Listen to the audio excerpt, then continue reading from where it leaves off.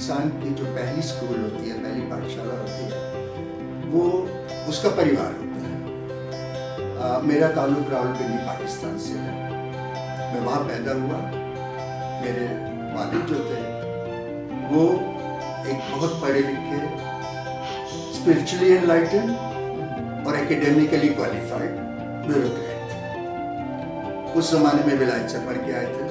तो हम लोग रावलपिंडी शहर में रहते थे और हमारी ज़मीनें जो थी रावलपिंडी के आसपास गांव थे उनमें थी। और उन ज़मीनों से हमारे जो काश्तकार लोग थे, जो मुसलमान थे, वो हमारी रसद लेके आते थे, लकड़ियाँ लेके आते थे, क्योंकि उस ज़माने में गैस वैस तो होते नहीं थे। तो मुझे याद है कि उस ज़माने में उन जो काश्तकारों के हेड थे वो एक बुजुर्ग मुसलमान दादू थे।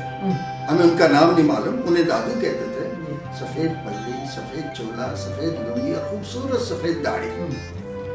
अब जिस घर में, एक हिंदू परिवार में, जहां मेरे पिताजी शाम को संध्या करते थे, थोड़ी देर बाद आवाज आती थी, दादू आपकी नमाज का वक्त हो गया। उसी बैठक में जहां मेरे पिता संध्या करके उठते थे, वहीं पे ये ऊंट वाले और उनके जो हेड थे दादू, वो वहां नमाज पढ़ते थे। जिस घर में आपको छोटी उम्र में ये तालीम मिली हो, तो आप कभी संकीर्णता की बात सोच नहीं सकते। तो मेरी सबसे पहली जो पढ़ाई कहूँगा वो ये थी। और मुझे जिंदगी भर ये कभी नहीं भूला कि हिंदू होना या मुसलमान होना या किसी और फिरके से ताल्लुक रखना, उसका ताल्लुक इंसानी रिश्तों से कुछ नहीं है। इंसान इंसान होता है, वो किसी मजहब में पैदा हो।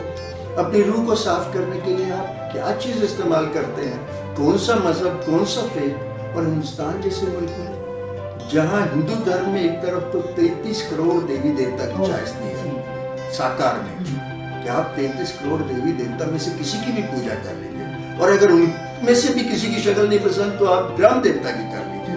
ये जो तालीम है ये घर से मिली, ये मुझे कहीं जाना नहीं पड़ा। तो उसका असर नसरीन जी, हम उस दौर से हैं जब अफरा तफरी थी देश में, विभाजन हो गया, हम लोगों की जमीनें, घर बार सब छोड़ के हम दिल्ली शहर में आ गए और हमें यहाँ शरणार्थी का शरण में आए हुए लोग, हमारी सेल्फ रिस्पेक्ट को धक्का लगता था। लेकिन हम लोग उन इलाकों से आए हैं जहाँ पे हर रोज हमले होते थे, सदियों से होते आए थे। तो पंजाबी को आदत थी कि कहीं भी चलो यहाँ हमला हुआ, यहाँ कुछ मर गए, यहाँ से हटके हम इधर आए।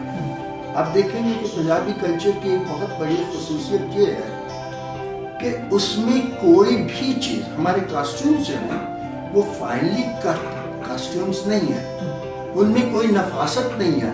खुली पगड़, खुला चोला, चाहे औरतों के कपड़े देख लो, सलवार कमीज देख लीजिए, चाहे मर्दों के देख लो, क्योंकि हमारे पास पीस टाइम कम होता था। इन्वेजन्स के बीच में थोड़ा सा वक्त होता था, क्योंकि हम सरहदों में रहने वाली कौम है। तो हमें कभी टाइम नहीं मिला कि हम इस अयाशी में जा सकें कि हम बड़े अच्छे कॉस्ट्यूम बना सकें। पगड़ का ये कॉन्सेप्ट था कि अगर अभी लड़ाई होती है, कुछ आदमी मारे जाते हैं, तो 2 आदमियों की बॉडी कवर तो कर सकती है। जैसे हमारा, अगर आप देखें, कोई फाइनली कट ज्वेलरी नहीं है हमारे यहाँ। हमारे जितना जो खाना है उसको देखिए, वो टुंडे के कबाब या 100 लेयर का पराठा नहीं है। हमारे यहाँ तंदूर का कॉन्सेप्ट है कि तंदूर में रोटी लगाई, 10 लोग खा के भाग लो भैया, हो सकता है हमला हो जाए। हम लोग उस इलाके से आए हुए हैं, तो उस इलाके में जिंदगी और मौत का फासला कम था। और लेकिन वही इलाका आपको बताता है कि आप कहीं भी जाके दोबारा से आपको रिहैबिलिटेट करना हो तो आपने अमन को ढूंढना है, और हम अमन की तलाश में यहाँ भी पहुंचे।